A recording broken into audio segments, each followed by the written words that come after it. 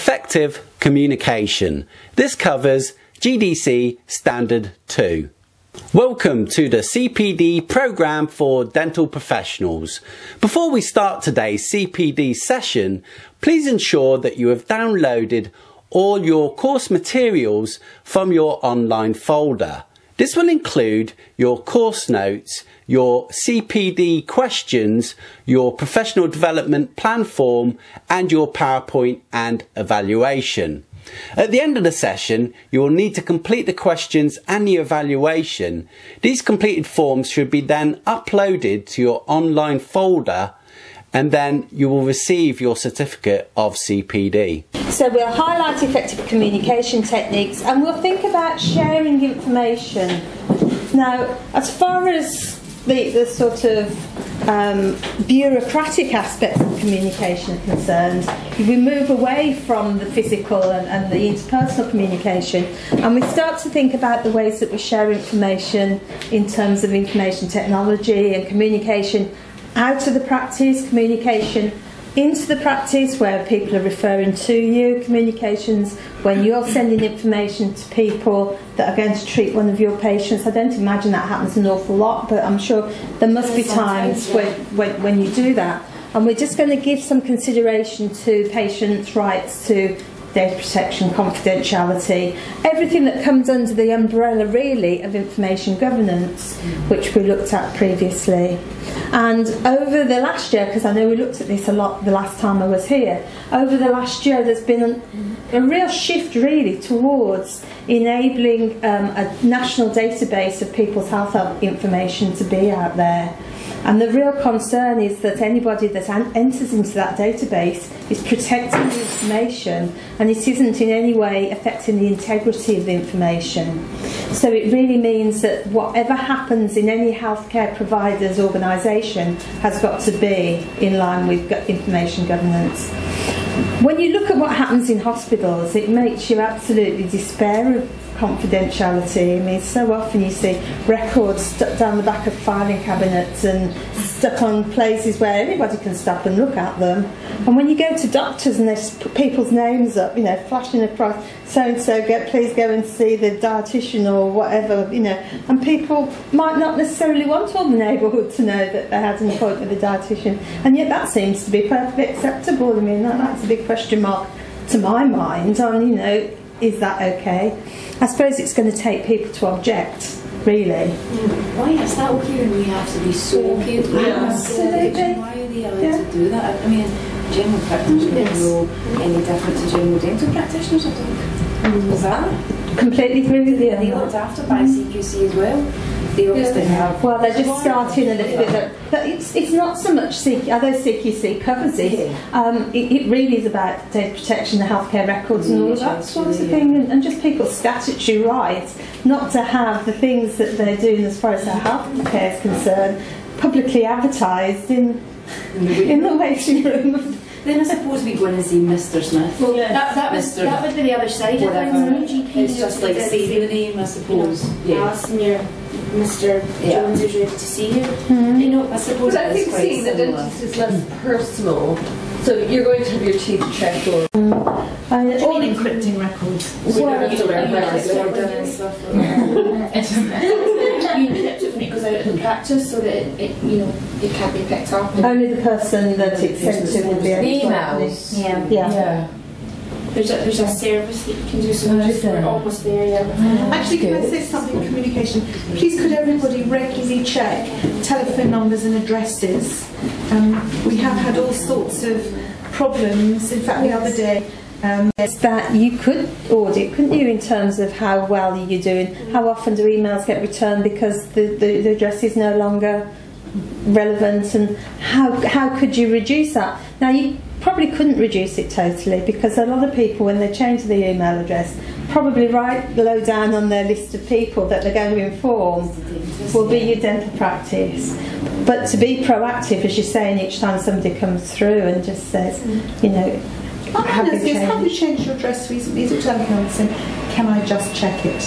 And again, would you like any emails? Because sometimes with older people, they've been in the practice for 20 years, they might have actually started emailing, you forget to ask them, just because they're old, Just assume that. silver surfer. Yeah, So it's all, communication doesn't work unless it works at the most base level of getting the correct information down, especially in reception. You know, sometimes you're taking just On the quickly phone, misspelt, someone else is talking to I you. think especially with email addresses and stuff, it's quite, the line's not very good as well, and sometimes if they're in a bit of a hurry, and you need all the information really quickly, it needs to be done. So. And the door's ringing, and the other phone's If you ringing. feel you haven't got the information down, please send a pop-up note. Within the patient, please please double check we didn't get all the information. They should get their first reminder for that. If you don't get that correct information, you send them a welcome letter. And the price is they're not going to get that. And I see them bouncing back. And then what do we do then? Because well, there's nothing to do when the patient does turn up. If you don't get the right information, you can lose I the would patient do a pop-up altogether. on their file to say it's bounced back. So that people know when they come for that appointment that needs to be double checked. That's happened. You haven't all the nurses or the I see things like that. I always It's a continual thing that people are taking their own email addresses, and we do try, and it's actually now, whether it's right at the first stop or not. Somebody else was working on the reception desk that does it normally. They need to have some really good, clear written instructions of almost tick box really. Have I checked the email address? Have I checked? Is everything up to date? And all of that needs to be in place, and regularly, every single time without fail, rather than just when somebody's doing it and it's not the most busy day in the world, and you know, it's easy to do. You have to do it every time, whether it's easy or not. Sorry, just one last thing. Alison and I found in the notes that people are writing important notes in the wrong places within Exact. Of course, I'm the worst person in the whole practice to be saying this, but there's particular information that's important for making an appointment or for something. So it said there, patient only wants to see ST. But it's in a place where no one picking up the telephone to make an appointment would ever look. Where is it? So it's in the notes. So, you know, Or a not on notes. it should be in a pop-up. That might have been written from the file maker notes, because that's where the notes transferred over. This actually wasn't, believe it or not. Was it? Okay. Where should it be? Where should it be on the treatment plan? You make a new appointment almost. Yes. How do you know what appointment to make? If a patient only wants to see ST, what are you making Because that? it's an exam that you do. If it's an exam, if it's a new patient, if it's a 6-monthly checkup, there will not be an exam on there, because the course of treatment prior to that would have been TC'd. So maybe the recalls are a giveaway if it's only been ST. But I think anyone who's booking, I don't know. Well, I think we've went from having far too many pop-ups. Anyone that wanted to say anything was a pop-up to not. So actually, I'm really up for not doing that. Wouldn't you just put it in that next appointment? Yeah, and it should be in the next appointment. So what I'm saying is this communication, here we are, the patient has communicated something, it has been put in the notes in the wrong place, so next time they phone for an appointment, that won't be relayed, patient will get pissed off, I've already phoned up, I've already said it, can't you get it right, the practice is crap, I'm coming back. Yeah, But I don't want to see that. it can deteriorate from just a mistake to, oh, that's it, I'm never coming back again. So quickly. Heading where you There's no point in listening if you're not going to do something that means that information was worth giving to you in the first place. I mean, you've listened, you've heard it, you've forgotten it, it's not made a difference, so therefore it's failed to be fit for purpose. Give people time to consider information. Looking back on what you did this morning and sending out letters home, letting people come in for further consults and to talk to the care coordinators and all the other people that are able to hear what patients have got to say and transfer them onto the person that can give them the information they need. All of that ticks the box very nicely in terms of communicating with patients there. Take their views and their communication needs into account. Sometimes patients' views are a little bit weird, aren't they? Mickey's had that. The patient goes, "You just sent me so much information. The paper was pouring out of my printer. I'm not prepared to read that. Don't send that information." And she was angry about how much information we were giving her. And yet, on the other hand, if we didn't do it, then you fail to meet the regulations. Really, just drive me mad. You can't do right for doing wrong. Sometimes it's just like, you just want to say. But I suppose the point is that if a patient has got a grievance about the practice, they may bring it up straight away, or they may leave it 5 years before they mention it and take it anywhere. In which case, how on earth are you going to be able to remember and know what happened unless you've got all these notes and you've sent them all this information? So from many points of view, patients can almost be their own worst enemies in terms of the fact that all this has been created to the absolute annoyance of the people that are trying to just look after their teeth. And yet they're the ones that are creating the problems from it. We're really treating every single patient thinking we're going to be sued. It's so unpleasant. It is. It's so unpleasant. It is.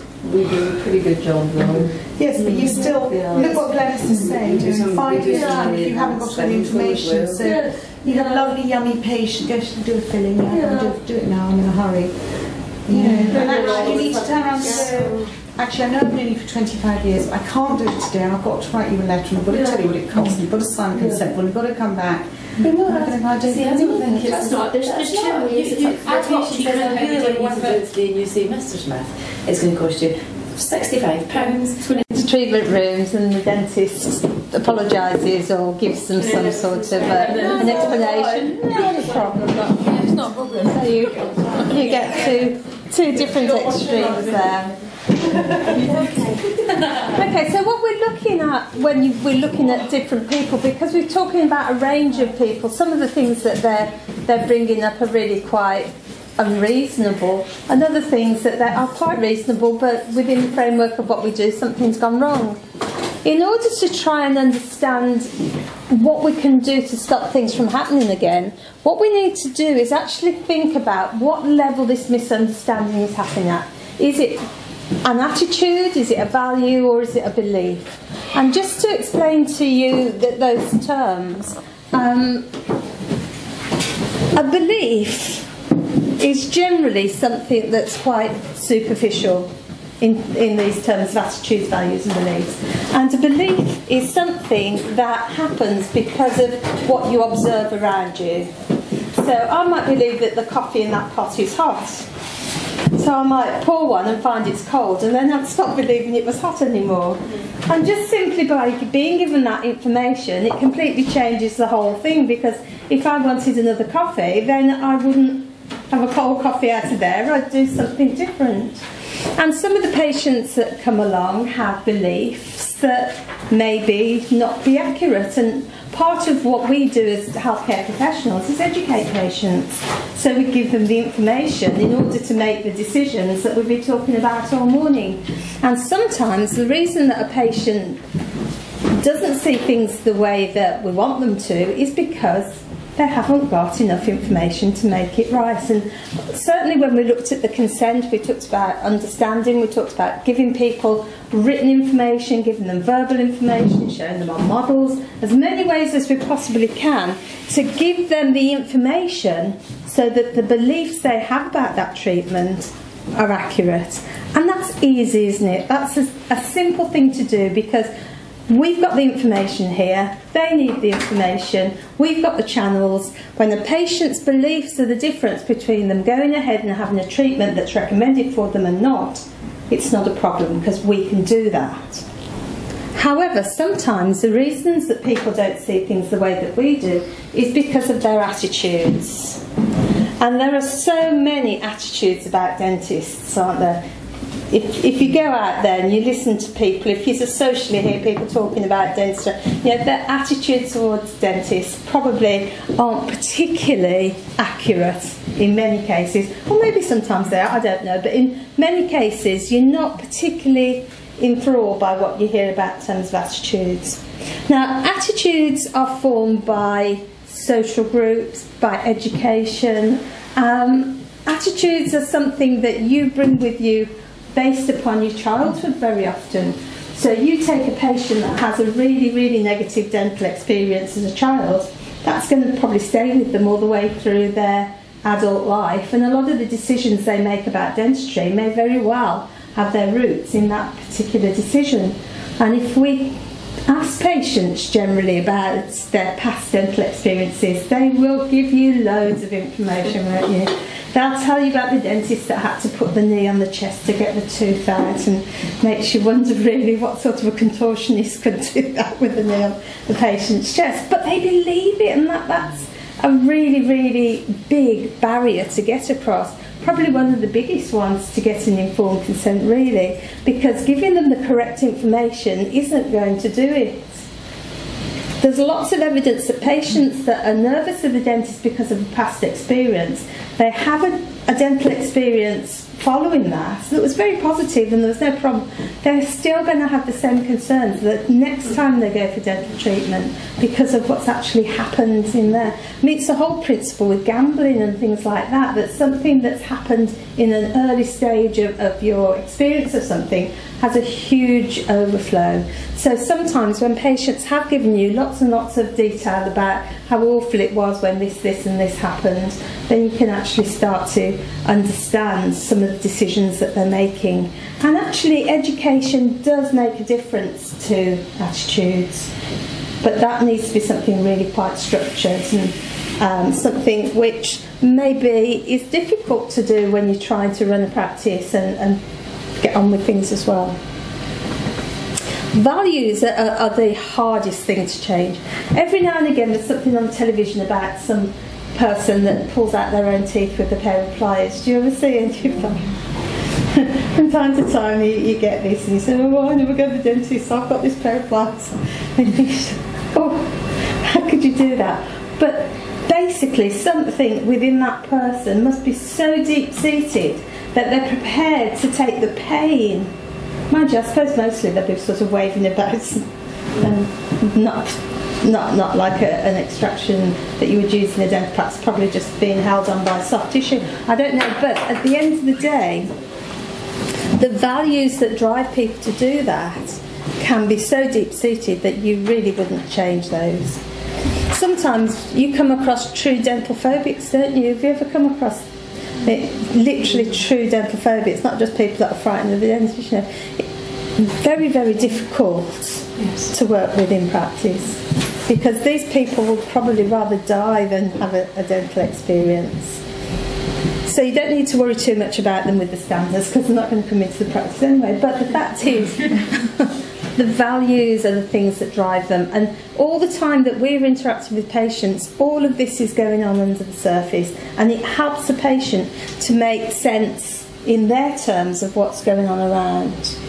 So we must try and recognise that these vary from person to person. And as much as the standards are very prescriptive, what they do say is put patients first.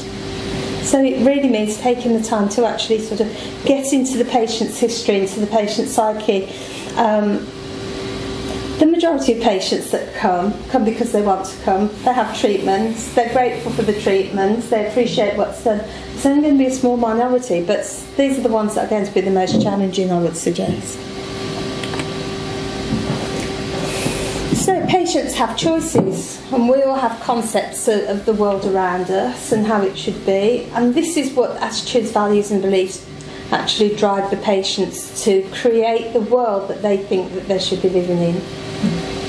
Lots of research that's been done into nervous patients is quite interesting.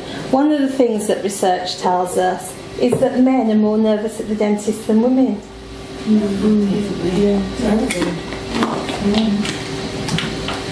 Some people put that down to a control thing, that to actually be lying flat on a chair with two people sitting either side of you, maybe this is what's put forward, that you know, that men find that more threatening than perhaps a woman would. I don't know, it depends on the woman. I think people are individuals, but you know, some of the evidence there is that men are more likely to be nervous than women at the dentist, but less likely to show it. Or feel that they can't admit to it. They don't have as much warmth as a woman, they just kind of You see it in the sweat. And then they got off the tube and the back of the Sweat sitting.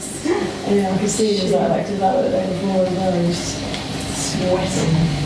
It was cool, I didn't say anything, you wouldn't Worst even types know. of men who are nervous, dentists, the doctors. Hospital. Or real doctors.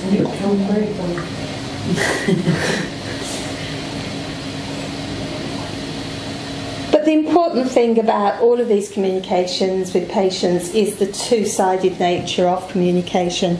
And let's just have a look at the process of communication now and see the two sides of it and see if we can allocate responsibilities throughout the patient and the dental team here. The patient is here at the practice and they need a communication about a treatment. What treatment should we say? You choose. A crown, okay? So the patient has been prescribed a crown. This isn't a regular patient because obviously the way you would explain a crown to a patient that's already got a mouthful of them might be slightly different to somebody that's never encountered it before. In order to communicate well with practice, we start off at this first part of communication, which is turn the mind of the sender. But it means that whoever is going to be giving the information has that information absolutely clear to present. So it might be in a written format, it will be in a verbal format, it will be in a combination of them. But right from the beginning, from the team, the point of the communication is completely understood. And also, you've considered how are you going to measure the success of it. So you're going to explain about the crown to the patient, but how are you going to know by the end of the conversation that the patient has fully understood what it is that's going to happen to them and everything that goes with it at this point here when you get to that point of the chain. So to begin with, maybe you're going to gather together information, maybe you're going to sit down and talk to the patient. When you talk to the patient, are you going to have the patient lying on the back on the chair? Are you going to sit them up? All of these things make a difference to the way that people take on board communication. In fact, when you're on the same head level as people, they find it much more easy to take information on board than when somebody's towering over them. So all of these sorts of things come into the effective communication. So, okay, you've got practice policy for this. The practice has sat down and looked at the standards and they've made sure that anything that's prepared within the practice to give the patient that information is clear, that you've taken into account that some people might have hearing difficulties, some people might have language difficulties, and you've accounted for that. All of that's in place, but unless it's followed through with the act of the sender and they're actually doing the things that are agreed, then that communication isn't going to be particularly effective. And here, the responsibility in both of these is with the practice. It's important that the practice has thought about it ahead of time, recognise the standards, recognise how they can be met, and then they go on to actually have the practical tools to do it. The next part of the communication then is getting the attention of the receiver. Do you think patients always listen when you're talking to them? No. How can you make them listen? Tell them there's a test at the end.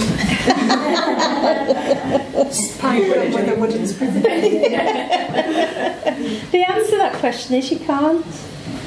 If they don't want to listen, they're going to say, smile and say, yes, yes, yes. So sure, that's why it works so well to have coordinators and invite people back, because they come back because they're ready to listen. They want to as well, because you're taking them to, it might be in a dental room, but it's not in the chair. We sit on the sofa, they have a coffee, they look at models and pictures, and they're in a totally different mindset.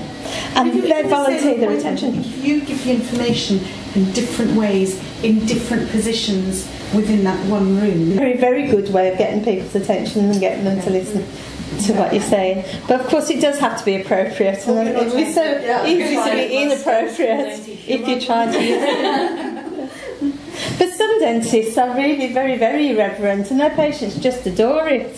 I'm sure they must come across their patient that is really incensed by it. I'm pointing at Cheryl. Not Cheryl herself. You know, Someone dentists she is very knows much well. like that, do you? Well, he's had patients for 30 years, they must be doing something right. That's right. I think they all feel very special. But I would hate a young... To communicate well is to find out what it is actually that's gone into their minds. And that's where the questions that you might ask them, like, so how do you expect this is going to affect you once the treatment's completed? You know, maybe you're putting an implant in, so you might say, so when you've got your implant, what do you imagine it's going to be like for you? Using the words that are most appropriate to that patient. But just get them to actually interpret what's in their mind into their own words, because then again, that's when you're really listening to what they're saying to see if what they're expecting is realistic. Because so often people come along with, particularly people wanting a big makeover, they want to look 21. And when you're 70, that's not easy to do. You might be able to have the dentition of a 21-year-old, but everything else isn't going to be 21, is it? So, you know, how is that going to affect? What's the knock-on effect going to be? So, as dental professionals, active listening is absolutely one of the skills that we've got to put at the top of the agenda here. And active listening isn't just about what they say, it's the way that they say it. And it's also about the body language that people present with as well. Sometimes you can tell how somebody's feeling just by looking at them, can't you? One of the practices that I do some work with, they know how the dentist is that day, his state of mind, by the sound of his tyres on the gravel outside the practice. So if it sounds like there's a Formula One car arriving in the waiting room, through the front of the building into the waiting room, then they know they're going to have such a day of it. But if it just sounds like an ordinary car parking on the car park, then that's fine. That's fine. You know. And that is actually body language, really, isn't it? You know, the way that he's actually going about things, and he comes in and he smashes the door open and whatever. It's all bad behaviour, really. Bad behaviour. Okay, so just to sum this up, listening and hearing are most certainly not the same thing. The listening part involves the thinking and everything that goes alongside that. It's quite a complex process, because you've got to actually be thinking about what you're hearing, you've got what it means, and how it affects what you're doing with the patient there. It could be expressed in terms of you hear with your ears and you listen with your mind. So that whole active listening exercise at the beginning really was to get you to actually recognise what that means, in terms of you've really got to go into the listening and listen with some intensity there. Now, for the audit part of today, what I want to do is actually base it around a confidentiality policy, not your practice policy, it's a standard BDA policy. And the reason for doing that is partly because of the fact that a lot of the information sharing here is going to come up in that, so there's a real crossover between the communication part and the audit part there.